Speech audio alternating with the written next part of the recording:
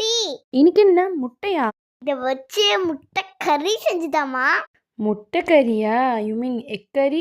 செஞ்சுட்டா போச்சு. Stove on பண்ணி பேன் வச்சுக்கோங்க. Hello, wait. செல்லமால வீவர்ஸ்க்கு நான் தான் சொல்வேன். என்னப்பா சரிதானா? பேன்ல எண்ணெய் ஊற்றி பேஸ் போட்டுக்கோங்க. கொஞ்சமா சீரகம் போட்டுக்கோங்க. ஒரு 2 பெரிய வெங்காயத்தை கட் பண்ணி ஆட் பண்ணிக்கோங்க. நல்லா வணக்கன்னு வணக்கி விட்டுருங்க. 1 டேபிள் ஸ்பூன் இஞ்சி பூண்டு பேஸ்ட் போட்டு நல்லா வணக்கிக்கோங்க. 2 தக்காளியா ஆட் பண்ணிக்கோங்க. லைட்டா தண்ணி ஊத்துக்கோங்க. என்னப்பா வீடியோஸே காணோம்னு நினைச்சீங்களா? லிட்டில் பிஸிஸா இருந்தீங்க. To the point. 1/4 table spoon மஞ்சள், 1 table spoon garam masala, 1 table spoon மிளகாத்தூள், தேவையான உப்பு, இது எல்லாத்தையும் போட்டு நல்லா மிக்ஸ் பண்ணி கொடுங்க. கொஞ்சமா தண்ணி ஆட் பண்ணிக்கலாம்.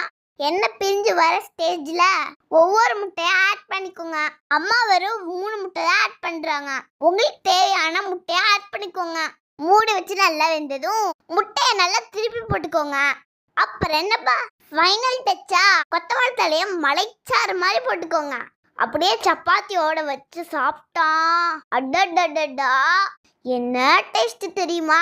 சாப்பிட்டு பாருங்க, உங்களுக்கும் தெரியும். ஃப்ரெண்ட்ஸ், ஆல்ரெடி இந்த கிதாப் யூஸ் பண்ணிட்டு இருக்கேன். வீட்டில் இருந்தே சூப்பராக இஸ்லாமை பற்றி கற்றுக்கலாம். மேட்ச் த ஃபாலோவிங்ஸ், இந்த மாதிரி நிறைய ஆக்டிவிட்டிஸ் இருக்கு.